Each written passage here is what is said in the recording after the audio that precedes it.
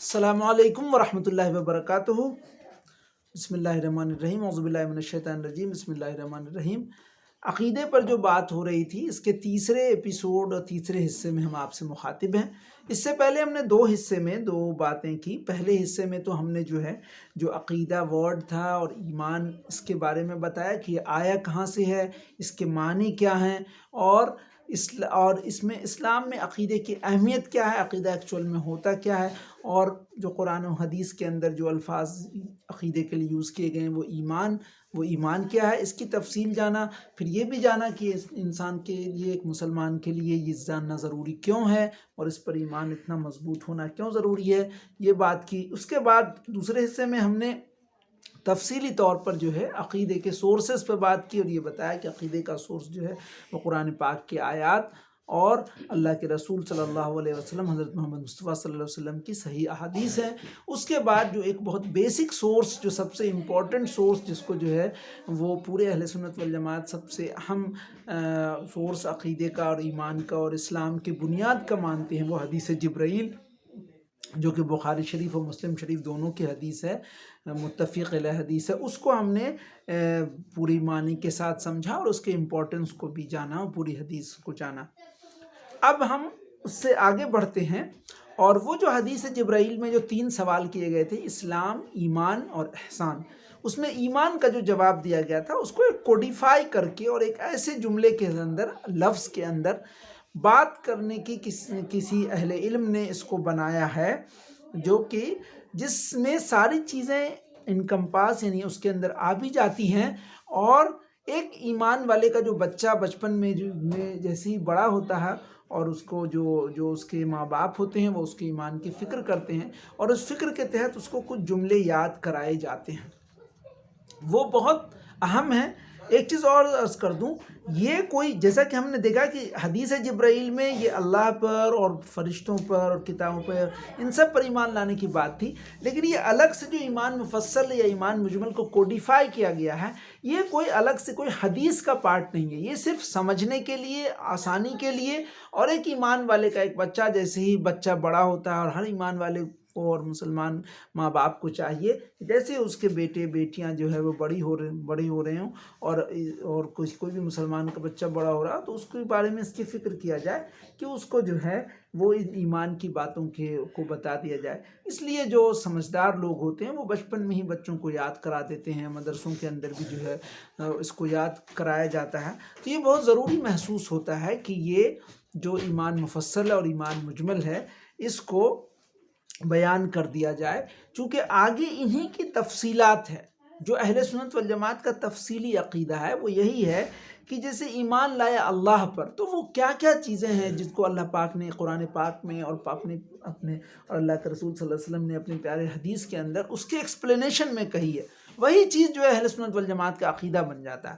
تو اس لیے یہ جاننا بہت ضروری ہے، اور یہ اگر اس کو الفاظ کے ساتھ یاد کر لیا جائے، اور یہ ضرور کوشش کرنی چاہیے کہ ہر مسلمان وہ اس کو جان لے، جس کو صفت ایمان بھی بولتے ہیں۔ اس میں ایک ہے ایمان مفصل اور ایک ہے ایمان مجمل۔ تو ایمان مفصل آمنت باللہ و ملائکتہ، پہلے اس کو میں عربی میں پڑھ دیتا ہوں، پھر اس کا ترجمہ بتا دوں گا۔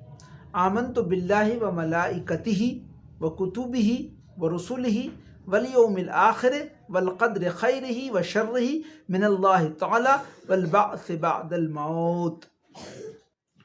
آمنت باللہ، میں ایمان لایا اللہ پر اور اس کے فرشتوں پر۔ اللہ پر ایمان، اب اس کی تفصیل آئے گی کہ اللہ پاک کیسا ہے، جیسے آیت الکرسی ہے، قل هو اللہ احد، کہہ دو کہ اللہ ایک ہے۔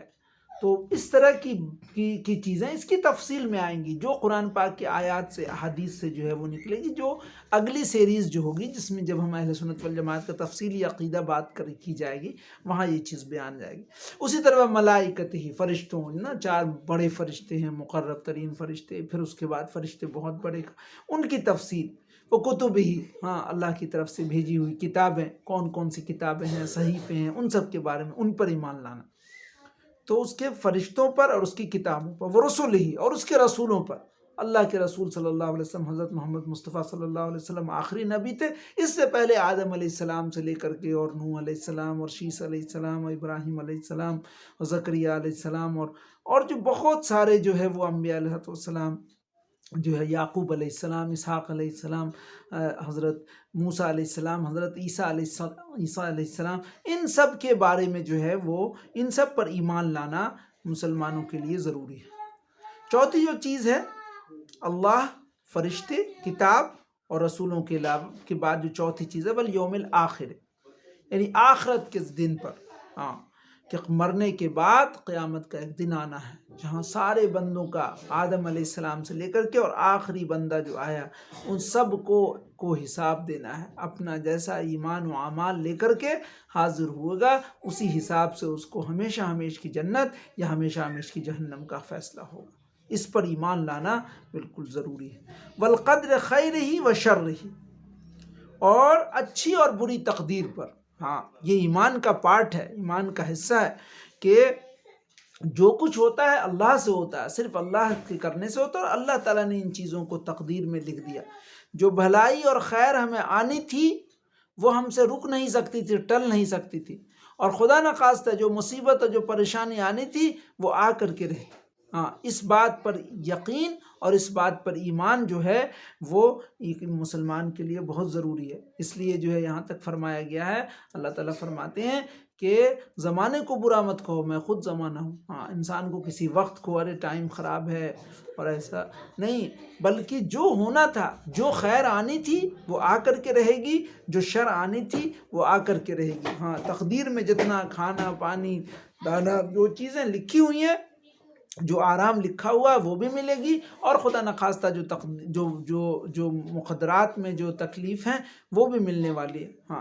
تو یہ اس بات پر یقین لانا یہ ایمان کا پارٹ ہے، یہ ہمارا آرٹیکل آف فیتھ ہے، یہ کہ ایک مسلمان کے لیے ضروری ہے کہ وہ اچھی بری اور تقدیر پر جو ہے وہ ایمان لائے، اور اس بات پر کہ اللہ کی طرف سے جو بھی اچھی بری تقدیر ہے اللہ کی طرف سے، اللہ نے اپنی حکمت سے، اللہ کی حکمت بہت بڑی ہے. اللہ پاک جو ہے وہ ہر چیز کا جاننے والا، وہ ہمیشہ ہمیش سے ہے اور ہمیشہ ہمیش رہے گا. اور دنیا کے اندر جتنے علوم ہیں ان سب علوم ان کے سامنے بالکل سامنے ہیں، اور وہ سب کچھ کو جاننے والا ہے، اور سارے خیر اور شر جو ہے وہ اللہ کی طرف سے ہے. اس بات پر ایک ایمان والے کا بالکل یقین ہونا ضروری ہے. اور جو آخری چیز ہے والبعث بعد الموت، مرنے کے بعد جی اٹھنے پر، یعنی موت کے بعد سب کو اٹھایا جائے گا. چاہے وہ قبر کے اندر پڑے ہوئے لوگ ہوں، یا انہیں جلا دیا گیا ہو، یا انہیں پانی میں ڈال دیا گیا ہو، یا وہ کہیں پر ایسے ہی پڑے چھوڑ دیا گیا جس کو جانوروں نے کھا لیا، یا یوں ہی کہیں جس بھی حال میں ہے، اصل میں انسان کی روح ہے. روح جو ہے اللہ کا امر ہے، اور انسان کو اس کو جو ہے ہر آدمی کو مرنے کے بعد جو ہے وہ دوبارہ اٹھایا جائے گا، اور اٹھ کر کے اللہ تعالیٰ اس پوری زندگی کی، دنیا کی زندگی جو گزری ہے اس کے ایمان و اعمال کا حساب لیں گے نا. یہ اس بات پر یقین رکھنا، ایمان رکھنا ضروری ہے.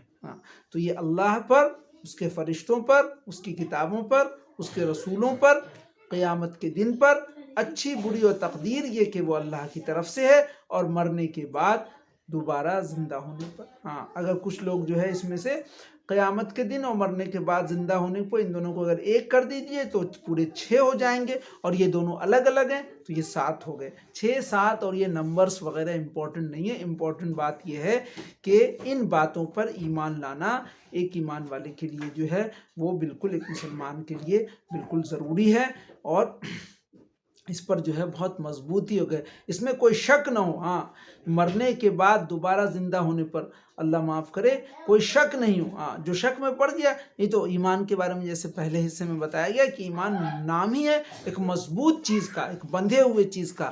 اس کے لیے یہ عقد سے آیا ہے کہ گرہ باندھنے والی بات ہے، تو اس پر ایمان لانا جو ہے وہ ضروری ہے. دوسری جو چیز ہے ایمان مجمل، یعنی یہ اس کو پڑھ دیتے ہیں عربی میں، آمنت باللہ کما ہوا باسمائہ و صفاتہ و قبلت جمیع احکامہ اقرار باللسان و تصدیق بالقلب. میں ایمان لایا اللہ پر جیسا کہ وہ اپنے ناموں اور اپنے صفات کے ساتھ ہے.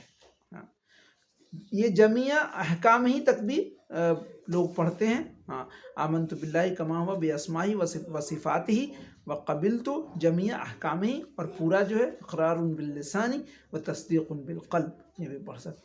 اس کا معنی یہ ہے کہ میں ایمان لایا اللہ پر، وہاں بھی تھا، جیسا کہ وہ اپنے ناموں اور اپنے صفات کے ساتھ ہے. ہاں، اللہ تعالیٰ کے بے انتہا پاک نام ہے، اس نام اور اللہ جو ہے اپنی صفات میں بالکل یکتا ہے. اللہ کی صفات کا کوئی ساجی نہیں. ہاں، جتنی بھی صفات اللہ نے جو کیے اس کے بارے میں وہ بالکل اکیلا ہے. کوئی بھی مخلوق اللہ کی ان صفات میں اس کا ساجھیدار نہیں ہے. اس بات پر یقین لانا، اس بات پر ایمان لانا جو ہے وہ ضروری ہے. تو میں ایمان لایا اللہ پر جیسا کہ وہ اپنے ناموں اور اپنے صفات کے ساتھ ہے، اور میں نے اس کے سارے حکموں کو قبول کیا. اللہ کے جو بھی احکامات ہیں ہم ان سب کو قبول کرتے ہیں، اور یہ بات زبان سے اقرار کر رہے ہیں اور دل سے یقین کر رہے ہیں. یہ بات اس میں ایڈ کر دی. جیسا میں نے پہلے عرض کیا تھا، یہ کوئی حدیث کے الفاظ نہیں ہیں، لیکن آپ کو خود محسوس ہوگا، ہر بولنے والے کو، ہر سننے والے کو، کہ یہ جو کمپائلیشن ہے یہ قرآن و حدیث سے ہی لیا گیا ہے پوری طور پر، اور اس سے بڑا زبردست ایمان کا ولولہ اٹھتا ہے، اور ایمان جو ہے اس سے ترقی کرتا ہے کہ ان الفاظ کے اندر جو ہے آمنت باللہ کما ہو بچپن سے یاد کرایا جاتا ہے، کما ہو باسماءہ و صفاتہ وقبلت جمیع احکامہ. اسی طرح آمنت باللہ و ملائکتہ و کتبہ و رسلہ والیوم الآخر والقدر خیرہ و شرہ من اللہ تعالیٰ والبعث بعد الموت.